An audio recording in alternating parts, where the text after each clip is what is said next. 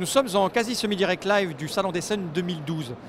Sur les salons comme ça, le joueur est à la recherche du jeu qui buzz, de celui qu'il faut acheter, celui avec lequel il faut repartir. Et le truc, c'est que depuis des années, sur ce type de salon, il y a ce qu'on appelle des classements. Alors il y a le fameux classement Fairplay. Fairplay, c'est une revue allemande. Et donc depuis des années, les joueurs jouent sur les tables et puis vont mettre leur bulletin dans la petite urne du classement Fairplay. Il y a un classement qui est mis à jour toutes les heures, quotidiennement ou tous les jours. Enfin bref, ça évolue au fur et à mesure des heures qui passent. Le petit truc, c'est que depuis 1 ou 2 ans, il y a le classement BGG. C'est la même chose, mais pas pareil. C'est les Américains, ils viennent avec leur armada d'ordinateurs. On peut voter en ligne et donc ils ont un système où, pour les pareils, les gens se promènent, jouent à des jeux et puis ils vont voter sur les ordinateurs avec un petit pass. Ils font leur magouille entre eux avec des systèmes très sophistiqués de mathématiques. Et l'idée, c'est que les gens se demandent, mais pourquoi, comment, pourquoi tel jeu est premier, puis 2 ans après, on n'en entend plus parler, pourquoi tel jeu est 5e alors qu'il est mieux que l'autre, etc. Et ce qu'on va faire, c'est qu'on va vous montrer un petit peu comment ça fonctionne et pourquoi certains jeux sont devant et pas d'autres. On vous révèle les secrets dans cette Trick Track TV sur les classements. Ici, c'est le stand Fairplay. Alors, c'est un tout petit stand Rikiki qui a l'air de rien, mais pendant des années, il a dominé le buzz qu'il y avait sur le salon d'Essen. Fairplay, c'est un magazine consacré aux jeux en général. Ils ont un prix pour les jeux de cartes qui s'appelle À la carte. Et donc tous les ans, les gens viennent voter ici. On peut amener un jeu, le découvrir là. Après aller le classer, il y a des calculs scientifiques très compliqués là-bas qui font un classement. Et en général, les gens viennent, regardent quel est le jeu qui a rendu le classement. Ils vont essayer d'y jouer et vont infirmer ou confirmer ce classement.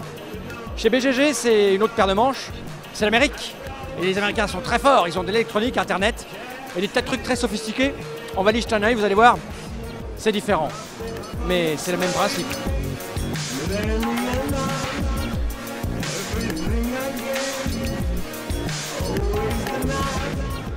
Alors toute la journée défile sur l'écran le classement des jeux en fonction de ce que les gens ont tapé sur l'ordinateur.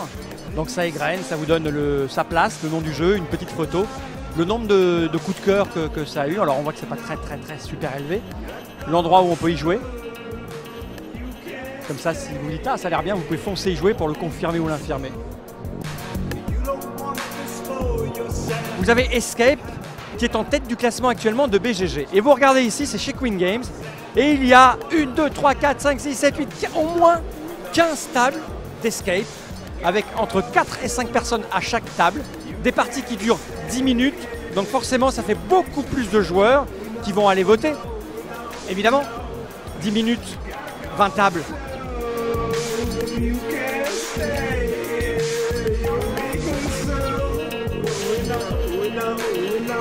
Alors que là, par exemple, nous sommes chez Wayme, l'éditeur de Western Town, qui est classé chez BGG. Il y a 2 tables,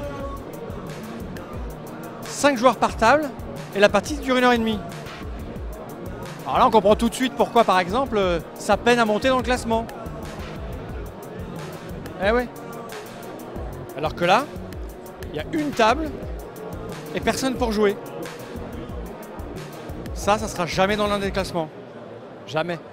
On va vous faire un petit résumé. Vous avez donc une façon de faire qui est d'aller de table en table, de stand en stand pour essayer les jeux. Une fois que vous avez fait vos essais, vous allez sur le stand de BGG. Tout le monde peut absolument voter.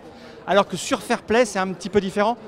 Ce sont les abonnés à Fairplay qui peuvent uniquement voter. Ce sont des joueurs sélectionnés, 300 à peu près joueurs qui se promènent sur le salon, qui vont essayer des choses et qui vont faire leur petit vote. Là-dessus, on fait ces classements et ça indique aux gens quel est le jeu qu'il faut aller essayer avec ces petites variables qui sont le nombre de tables disponibles, le nombre de joueurs, la durée de la partie et bien sûr l'envie suscitée par la couleur et la beauté des plateaux et des boîtes.